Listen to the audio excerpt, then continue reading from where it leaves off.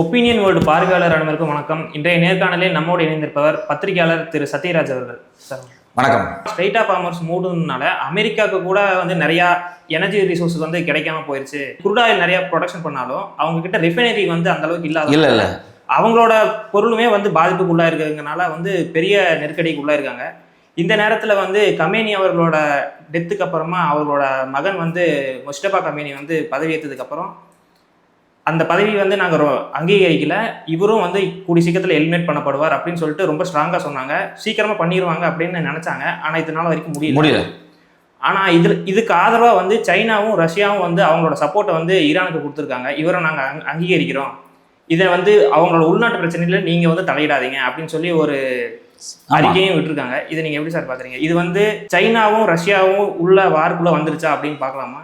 நேரடியாக இன்னும் வரல. ஆனால் சைனா 200% ஈரான் பேக்கப்பில் நிற்கிறாங்க. நிறையா சப்போர்ட்ஸில் நிறையா பண்ணுறாங்க, நிறைய சப்போர்ட்ஸ் பண்ணுறாங்க. நீங்கள் டெக்னிக்கலாக நிறைய சப்போர்ட்ஸ் பண்ணுறாங்க. நான் தான் சொன்னேன், CM302 நினைக்கிறேன், 305 302 வெப்பன்ஸ் எல்லாம் கொடுக்க ஆரம்பிச்சிட்டாங்க. இது இல்லாமல் இன்னும் நிறைய ஆயுதங்களை தொடர்ச்சியாக கொடுக்குறாங்க. ரஷ்யா அவங்களுடைய கப்பலை கொண்டு அவங்களுடைய துறைமுகம், ஈரானினுடைய துறைமுகத்து பக்கத்தில் நின்று ஒரு நேவல் எக்ஸைஸ் பண்ணிட்டு இருக்காங்க. யுத்தம் ஆரம்பிக்கிறதுக்கு முன்னாடி நேவல் எக்ஸைஸ் பண்ணாங்க. இப்போ அவங்க அதை நிறுத்தியிருக்கிறாங்க. ஈரானை பொறுத்த வரைக்கும் தன்னுடைய பொருளாதார நலன் சார்ந்து சீனாவோட அவங்க பேச்சுவார்த்தை நடத்துகிறாங்க. சீனாவினுடைய அடுப்பு எரிகிறதே அவங்க வீட்டில், அந்த ஊரில் சோறும் அந்த ஊரில் இண்டஸ்ட்ரியும் இவ்வளோ தூரம் வளர்ச்சி அடைகிறதே ஈரானினுடைய பெட்ரோல் பங்களிப்பு. அதனால் சீனா உறுதியான முடிவு எடுத்து தான் ஆகணும். அதனால் சீனா உறுதியான முடிவு எடுக்கிறாங்க. இது ஒரு பெரிய பாசிட்டிவான விஷயம். இன்னொரு பக்கம் ரஷ்யாவிட்ட தேவையான ஆயில் எல்லாமே இருக்குது. அவங்க ஈரானை நம்பியெல்லாம் இல்லை, அவங்க யாரை நம்பியுமே இல்லை. ஆனால் இருந்தாலும் டிப்ளமசியாக பார்த்தீங்க அப்படின்னா, ஒரு யுத்தமாக பார்த்தீங்க அப்படின்னா ரஷ்யாவினுடைய சப்போர்ட் ஈரானுக்கு இருக்குது. ஸோ அப்போ இது நேரடியாக யுத்தத்தில் ஆயுதம் கொடுத்து நேரடியாக நின்று கப்பலை கொண்டு அமெரிக்காவை இஸ்ரேலை அழிக்க வேண்டிய அவசியம்லாம் கிடையாது. பின்னாடி இருந்து இதை எரிபொருளை சப்ளை பண்ணிகிட்டே இருக்கிறது பார்த்தீங்களா, வெப்பன்ஸை கொடுத்துக்கிட்டே இருக்கிறது பார்த்தீங்களா, இதே ஒரு வகையில் ஒரு இன்டைரக்ட் வார்க்குள்ள அவங்க வந்துட்டாங்க. இதனால தான் அமெரிக்கா பேச்சுவார்த்தைக்கு வருது. அமெரிக்காவினுடைய பொருளாதாரம் முழுமையாக அரபு நாடுகளை நம்பி அரபு பெட்ரோல் உற்பத்தி இப்போதைக்கு இருக்குது. ஆனால் தொடர்ச்சியாக இருக்கணுமா அவசியம் கிடையாது. அவங்கள்ட்டையும் பெட்ரோல் ஸ்டாக் இருக்குது, க்ரூட் ஆயில் ஸ்டாக் இருக்குது. அவங்கள்ட்ட ஒரு 10 நாளைக்கான க்ரூட் ஆயில் ரிஃபைனரி ஸ்டாக் பெரிய பெரிய பிரம்மாண்டமான பூமிக்கு அடியில் ஒரு டேங்க்குகளை வச்சு அவங்க வச்சுருக்கிறாங்க. இந்தியாவும் வச்சுருக்கு, விசாகப்பட்டினத்தில், பதூர்னு சொல்லக்கூடிய கர்நாடகாவில், அது இல்லாமல் இன்னொரு இடத்துல கேரளாவில் நினைக்கிறேன். ஒரு 3 இடத்துல இந்தியாவுமே பார்த்தீங்கன்னா க்ரூட் ஆயில் சேமித்து வச்சுருக்காங்க. இன்னொரு ஒரு வாரம் 10 நாளைக்கு அது தாங்க, ஒரு 40 நாள் வரைக்கும் சமாளிச்சிட முடியும். இந்த யுத்தத்தில் எவ்வளோ சீக்கிரம் முடிக்கிறாங்களோ அவ்வளோ சீக்கிரம் இந்த பெரிய பெரிய நாடுகளுக்கு நல்லது. இப்போ சீனாவும் ரஷ்யாவும் நேரடியாக உள்ள சப்போர்ட் பண்ணி இந்த யுத்தத்தை நடத்துச்சு அப்படின்னா இந்த யுத்தம் இன்னும் அதிகமான நாட்கள் நடக்கும். இந்த யுத்தம் அதிகமான நாட்கள் நடக்க நடக்க ஒவ்வொரு நாளும் அமெரிக்கா கீழே இறங்கிக்கிட்டே இருக்கும். அதனால தான் அமெரிக்கா டைரெக்டாக ரஷ்யாட்டே பேசுகிறான், அடுத்து கனெக்ட் சைனாவிட்டே பேசுவான், யுத்தத்தை முடிச்சுக்கலாமே அப்படின்னு பேசுவான். ஸோ ஆனால் அந்த நாட்டில் இருக்கக்கூடிய தலைவரை கொண்டு இருக்கீங்களே, மக்களை கொண்டு இருக்கீங்களே, கிட்டத்தட்ட 190 குழந்தைகளை கொண்டு இருக்கீங்களே, அது ஒரு வார் கிரைம். சர்வதேச சட்டத்தின்படி அது ஒரு போர்க்குற்றம். ட்ரம்ப் ஒரு போர்க்குற்றவாளி தான் இந்த விஷயத்தில், வார் கிரிமினல் தான், அதில் மாற்றுக்கிறதே கிடையாது. பட் ஆனால் இதெல்லாம் எப்படி சால்வ் பண்ணப்படும்? ஒரு யுத்தத்தை நடத்தி முடிச்சிட்டிங்க அப்படியே நிறுத்திக்கலாமா? இப்போ நீ கொன்னதெல்லாம் யார் பொறுப்படுத்துக்கிறது? அமெரிக்காவும் ரஷ்யாவும் சப்போர்ட் பண்ணாலும் ஒரு பொது நீதின்னு ஒன்று இருக்குல்ல, அந்த நீதியை நோக்கி இது நகரணும். அதுக்கு வேறு வழி கிடையாது. இந்த யுத்தத்தில் அமெரிக்கா தன்னுடைய தோல்வியை ஒத்துக்கொண்டு தான் ஏற்படுத்தின டேமேஜுக்கு மன்னிப்பு கேட்டு பொருளாதார உதவியை திரும்பவும் ஈரானுக்கு செய்யணும். ஈரான் மேலே போட்டிருக்கக்கூடிய சாங்ஷன்ஸ் எல்லாம் நிறுத்தணும். ஆனால் இது முழுக்க முழுக்க அமெரிக்கா மட்டுமே செய்ய முடியும், இஸ்ரேலோட ஒர்க் தான். சார் இப்போ இந்த போர் தொடங்கி இந்த 10 நாள்லேயே ஏஷியா கண்ட்ரி ஃபுல்லாமே பெரிய பாதிப்புக்கு ஏற்பட்டிருக்கு. நிறையா பேர் ஸ்கூல்ஸ் காலேஜில் லீவ் விட்ருக்காங்க, ஒர்க் ஃப்ரம் ஹோம் பண்ண சொல்லியிருக்காங்க. இந்தியாவில் கூட நிறைய ஹோட்டல்ஸ் எல்லாம் க்ளோஸ் பண்ணிட்டாங்க. இதை தாண்டி அரப் கண்ட்ரீஸில் என்னதான் ஆயில் சப்ளை இருந்தாலும் அவங்ககிட்ட ஃபுட் சப்ளை பெருசாக இல்லை. நம்மளோட கப்பலுமே 47,000 கப்பல் உணவுப் பொருள் கப்பல் வெயிட் பண்ணுது அப்படின்னு சொல்கிறாங்க. இதனால அமெரிக்காவுக்கு சப்போர்ட் பண்ணுற அரப் கண்ட்ரிஸ் கூட ரொம்ப நாளைக்கு தாக்கு பிடிக்க முடியாது. இப்போ அது ஒரு கட்டத்துக்கு மேலே அது ஒரு விதமான ஒரு இன்செக்யூர்டாக ஒரு ஈகோவோட ஸ்ட்ராட்டஜியாக. ஆமாம், அது ஒரு முக்கியமான ஸ்ட்ராட்டஜி தான். நான் தான் சொல்கிறேன், ஈரான் ரொம்ப தெளிவாக ஸ்ட்ரெயிட் ஆஃப் ஹார்முஸை மூடுவான்னு 1 மாதத்துக்கு முன்னாடி சொன்னாங்க. அவங்க யுத்தம் ஆரம்பிக்கிறதுக்கு முன்னாடியெல்லாம் இல்லை, அப்போயே சொன்னாங்க, நீ வந்தால் நான் மூடிடும் அப்படிம்பாங்க. அதனால் அவங்க ரொம்ப டிப்ளமேட்டிக்காக தான் மூவ் பண்ணுறாங்க. அரபு நாடுகளினுடைய இருதயமாக இருக்கக்கூடிய அரபு நாடுகளுக்கு தேவையான உணவுப் பொருட்கள், அரபு நாடுகளுக்கு தேவையான எண்ணெய், அதாவது நான் சொல்ல சமையல் எண்ணெய், இது எல்லாமே தடுக்கப்படணும். அப்படிங்கிறது அவங்களுடைய உணவு இன்செக்யூரிட்டி உருவாக்கணும். இந்த சப்போர்ட்டர்ஸ் யார், அரபு நாடு அல்லாமல் ஐரோப்பிய அமெரிக்க நாடுகளுக்கு சப்போர்ட் பண்ணக்கூடிய இந்தியா மாதிரியான நாடுகளுக்கு பெட்ரோல் போயிடக்கூடாது, அதை ஸ்கேர்சிட்டி ஆக்கணும் அப்படிங்கிறதுல அவங்க ரொம்ப தெளிவாக இருக்காங்க. உண்மையிலே சொல்லப்போனால் பால் வந்து ஈரான் பக்கம் தான் இருக்குது. ஈரான் தான் அந்த யுத்தத்தை முடிவு பண்ணிக்கிட்டு இருக்கு. ஏதோ ஈரான் அழிஞ்சிருச்சு, ஈரானை ஒன்றும் இல்லாமல் பண்ணிட்டாங்க அப்படிலாம் கிடையாது. ஈரான் தான் அந்த யுத்தத்தை முடிவு பண்ணிட்டு இருக்கு. எனக்கு தெரிஞ்ச இந்த யுத்தம் வந்து வெற்றி தோல்வி இதில் யாருக்குமே கிடைக்காது. ஆனால் இதில் நிரந்தரமாக அமெரிக்காவுக்கு ஒரு பலத்த சேதம் ஏற்படும், ஒரு அடி ஏற்படும். ஈரான் எந்திரிச்சு வந்துருவாங்க. ஏன்னா சீனாவினுடைய சப்போர்ட் இருக்குது. சீனா பல லட்சம் கோடியை கொண்டு கொட்டிடுவான். 2021 சீனாவுக்கும் ஈரானுக்கும் இடையில முக்கியமான இராணுவ ஒப்பந்தம் கையெழுத்தாக இருக்குது. அதனுடைய மதிப்பு வந்து கிட்டத்தட்ட 36 லட்சம் கோடி. அது மாதிரி அவங்க பல ஒப்பந்தங்களை கையெழுத்து போட்டு சைனா பல லட்சம் கோடியை கொண்டு வந்து முதலீடு இங்கே கொட்டிட்டு போயிடுவாங்க. பிரச்சனையே கிடையாது. மொத்தமாக அழிஞ்சாலும் 5 வருஷத்தில் அந்த தேசத்தை அவங்க ரீஎஸ்டாப்ளிஷ் பண்ணி எந்திரிச்சிருவாங்க. ஏன்னா அது வந்து ஒரு வார எதிர்நோக்கி இருந்த தேசம். 20 ஆண்டுகளாக அது வந்து இது மாதிரியான ஒரு யுத்தம் வரும் அப்படின்னு அவங்க வெயிட் பண்ணிட்டு இருந்திருக்காங்க. They are prepared. பட் ஆனால் இஸ்ரேல் அப்படி எதிர்பார்க்கல. இஸ்ரேலா இன்னைக்கு ஹெஸ்புல்லா அடிக்கிறாங்க, இன்னொரு பக்கம் ஈரான் அடிக்குது. நாளைக்கு எல்லாருமே அடிப்பாங்க இஸ்ரேலை. இஸ்ரேல் தான் அந்த யுத்தத்தை வந்து முன்னின்று நகர்த்திட்டு போகக்கூடிய ஒரு முக்கியமான ஃபோர்ஸாக இருக்குது. அதனால் இஸ்ரேலை வந்து மோசமாக அடிக்க தான் செய்வாங்க.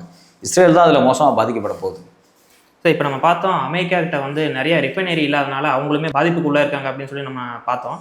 இப்போ வந்து ரிலையன்ஸ் நிறுவனம் வந்து அமெரிக்காவில் வந்து 50 வருடங்கள் இல்லாமல் மிகப்பெரிய ஒரு ரிஃபைனரி ஸ்டேஷன் வந்து அமெரிக்காவில் டெக்சாஸில் வந்து உருவாக்குறதா சொல்கிறாங்க. நான் காலைல தான் பார்த்தேன் செய்தியை. அவங்க கூட வந்து இந்த பிரச்சனைனால வந்து அவங்க ஒரு தெளிவடைஞ்சு வெனின்சுலா அவங்க பக்கத்துலேயே இருக்கனால அங்கிருந்து நம்ம ஆயில் எடுத்து நம்ம அவங்களோட டொமஸ்டிக் தேவைக்கான ரிஃபைனரி வந்து நம்மளே பண்ணிக்கலாம் அப்படிங்கிற ஒரு கட்டத்துக்கு வந்துட்டாங்க.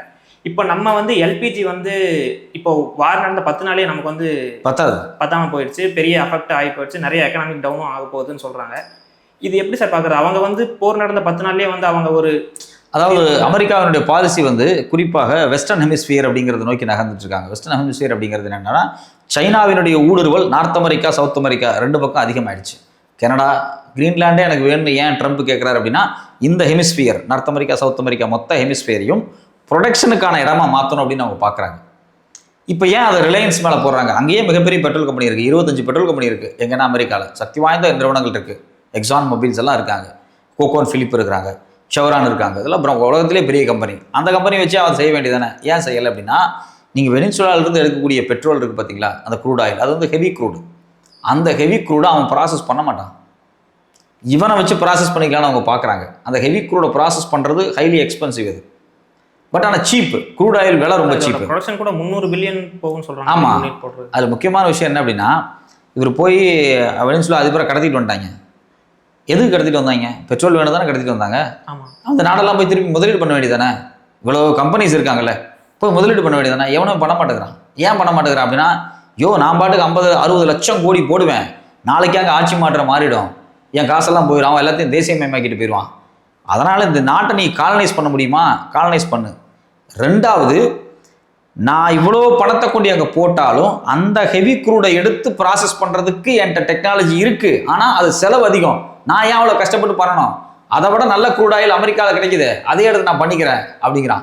ஆக்சுவலி ட்ரம்ப்பை நடுத்தருவில் இழுத்து விட்டாங்க. யார் இழுத்து விட்டது அப்படின்னா, அமெரிக்காவினுடைய பெட்ரோல் கம்பெனிகள் தான். அடுத்த நாளே ஒரு மீட்டிங் நடந்துச்சு. வெனிசுலா அதிபரை கடத்தனுக்கு அடுத்த நாளே பார்த்தீங்க அப்படின்னா அங்கே ஒரு மீட்டிங் நடந்துச்சு. எங்கே அப்படின்னா, அமெரிக்காவினுடைய ஒயிட் ஹவுஸில் ஒரு மீட்டிங் நடந்துச்சு. பெட்ரோல் கம்பெனியினுடைய சிஇஓஸ் எல்லாம் நிறைய பேர் கலந்துக்கிட்டாங்க. அவன் கம்பெனிக்காரன் போய் எடுக்க மாட்டேங்கிறான். நல்லா நினச்சிங்கன்னா, ஒரு 15 நாளைக்கு முன்னாடி ட்ரம்ப் என்ன சொன்னார் பார்த்தீங்களா, இந்தியா போய் வெனிசுலா ஆயில வாங்கிக்க அப்படின்னாரு. நீ போய் எடுத்துக்க வேண்டியதானே, உன்கிட்ட தான் அவ்வளோ கம்பெனி இருக்குது, நீ போய் எடுத்துக்கோ, என்னையே எடுக்க சொல்கிற அப்படின்னா, ஆக்சுவலி அதை போய் எடுக்க மாட்டாங்க அவங்க. அது வெனிசுலாவில் கூட ஹெவி க்ரூடு ப்ராசஸிங்க்கு ரொம்ப அதிகம். ப்ராசஸிங்கெல்லாம் அதிகம்லாம் விடுங்க, அது ஒரு இன்ஸ்டேபிளான ஒரு பொலிட்டிக்கல் சுச்சுவேஷனுங்க. அங்கெல்லாம் போய் முதலீடே பண்ண முடியாது, ரொம்ப கஷ்டம். அது பெரிய பெரிய கார்பரேட் கம்பெனிக்காரன் தமிழ்நாட்டுக்கு வர்றான், ஏன் உத்தரப்பிரதேசம் போக மாட்டேங்கிறான், ஏன் மத்திய பிரதேசம் போக மாட்டேங்கிறான், ஏன் பீகார் போக மாட்டேங்கிறான்? ஏன்னா அங்கே போனால் ஏதாவது ஒரு மத கலவரம் வரும், பொலிட்டிக்கல் ஸ்டெபிலிட்டி கிடையாது. 2வது, அங்கே வந்து போதிய எஜுகேட்டடான பர்சன்ஸ் கிடையாது, நிறைய பணத்தை செலவு பண்ணணும், ப்ராசஸ் ரொம்ப ஹெவி, இன்ஃப்ராஸ்ட்ரக்சர் டெவலப் பண்ணணும், ஒரு மெட்ரோவை ரெடி பண்ணணும். ஏற்கனவே சில இடத்துல மட்டும்தான் மெட்ரோ இருக்குது, மெட்ரோ ரெடி பண்ணணும், அது ஒரு பெரிய இன்ஃப்ராஸ்ட்ரக்சர் ரெடி பண்ணணும். இப்போ ஆனால் தமிழ்நாடு அப்படி கிடையாது. அது ஒரு ஓடிக்கிட்டு இருக்கக்கூடிய வண்டி. அந்த வண்டியில் வந்து நீ போய் உட்காந்தினாலே அது வந்து முதலீடு வந்து பல மடங்கு ப்ராஃபிட்டை பெருகிறோம். ஸோ அதனால் அப்படி தான் பார்ப்பாங்க. இப்போ அதனால தான் அமெரிக்கா வெனிசுலாவுக்கு போக மாட்டேங்கிறான், இந்தியாவை கூப்பிட்டு எழுக்கிறான். எனக்கு தெரிஞ்சு ரிலையன்ஸை கூப்பிட்டு அங்கே உட்கார வைக்கிறதே ரிலையன்ஸ் கம்பெனி விசுவாசத்திற்காக போகிறான். மோடியினுடைய விசுவாசத்துக்காக அங்கே போய் உட்காந்துறான். அதில் ரிலையன்ஸுக்கு பெரிய லாபம் வருமானே தெரியாது. ரிலையன்ஸை வச்சு செய்கிறதான் அவன் நாட்டில் கூடிய பெட்ரோல் கம்பெனி வச்சு செஞ்சுட்டு போயிடலாம். என்ன அந்த முதலீடுகளுக்குள்ளே என்ன நடந்துட்டு இருக்குன்னு இன்னும் முழுசாக எனக்கு தெரில. கொஞ்சம் செய்தி கொஞ்சமாக வரும், வந்தப்போ நம்ம அது குறித்து தொடர்ச்சியாக பேசுவோம். சார், இப்போ திங்கட்கிழமை அன்னைக்கு வந்து முஸ்தபா கமீனி அவர்கள் சுப்ரீம் லீடராக வந்து பதவியேற்றிருந்தாரு. அதற்கப்புறம் வந்து அவரை வந்து பொதுவெளியில் காணப்படலை அப்படின்னு சொல்கிறாங்க. அது மட்டும் இல்லாமல் அவருக்கு ஏதோ காயம் ஏற்பட்டதாக வந்து மீடியாக்களில் வந்து நிறைய செய்தி வரதை பார்க்க முடியுது. நீங்க எப்படி சார் பாக்குறீங்க? இல்லை, அது வாய்ப்பு இல்லைன்னு தான் தோணுது. முஸ்தபா கமேனி அதாவது ஏற்கனவே இருந்த இன்டீரியம் லீடரை கொண்டுட்டாங்க. அலி கமேனிக்கு பிறகு ஒரு இன்டீரியர் லீடர் போட்டாங்க. அவர் பேர் எனக்கு தெரியல, அவரையும் கொண்டுட்டாங்க. ஆனால் முஸ்தபா கமேனி வந்து அவருடைய சேஃப்டியை தான் அவங்க பார்ப்பாங்க. இந்த நேரத்தில் அவரை வந்து வெளியே காமிச்சிக்கணும் அப்படின்னு நினைக்க மாட்டாங்க. அதனால் முஸ்தபா கமேனி இறந்துருக்கிறதுக்கான வாய்ப்பு கிடையாது. ரெண்டாவது, இங்கே ஒரு தனிப்பட்ட நபர் இறப்பது, ஒரு தனிப்பட்ட நபரை தேர்வு செய்கிறது அப்படிங்கிறத தாண்டி யுத்தம் ரொம்ப இண்டிவிஜுவலிஸ்டிக்காக நகர்ந்து போயிட்டுருக்கு. வெளியுறவுத்துறை அமைச்சர் இருக்காங்க, செக்யூரிட்டி கவுன்சிலோட ஹெட் இருக்கிறாங்க. இவங்க எல்லாருமே வந்து இந்த யுத்தத்தை ரொம்ப ஸ்ட்ராங்காக போட்டுட்ருக்காங்க. அதனால் வந்து முஸ்தபா கமேனி அவர்களை கொண்டுட்டா இந்த யுத்தமே நின்று போயிடும் அப்படிங்கிறது வந்து ஒரு பொய்யான ஒரு பிம்பத்தை அமெரிக்க ஊடகங்கள், ஐரோப்பிய ஊடகங்கள் ஏற்படுத்த முயற்சிக்கிறார்கள். எனக்கு தெரிஞ்ச வரைக்கும் அவர் வந்து பத்திரமா தான் இருப்பார் அப்படின்னு நான் நம்புகிறேன். ஏன்னா இப்போ அவங்க அலி கமேனி விஷயத்தில் ஒரு மிஸ்டேக்ஸ் கூட நடந்திருக்கலாம், கேஷுவலாக இருந்திருக்கலாம். அலி கமேனியை இழப்பதற்கு ஈரான் தயாராக இருந்துச்சு. ஆனால் அவருடைய அடுத்த வாரிசை இழப்பதற்கு அவங்க தயாராக இல்லை. அதை அலி கமேனியே தயாராக தான் இருந்தார், என்ன நடந்தாலும் பார்த்துக்கலாம் விட அப்படின்னு. ஆனால் இவர் பாதுகாக்கப்பட வேண்டும் என்கிறது அந்த தேசத்தினுடைய முக்கியமான நலன் கருதி அப்படிங்கிறதுனால பாதுகாப்பாக தான் வச்சுருப்பாங்க. வெளியே காமிச்சிக்க வேண்டிய அவசியம் கிடையாது அப்படிங்கிறதுனால சேஃப்டியாக இருக்கும். நிகழ்ச்சியில் கலந்து கொண்டு பல்வேறு செய்திகளை நம்ம நேயர்கிட்ட பகிர்ந்துக்கிட்டீங்க. ரொம்ப நன்றி சார்.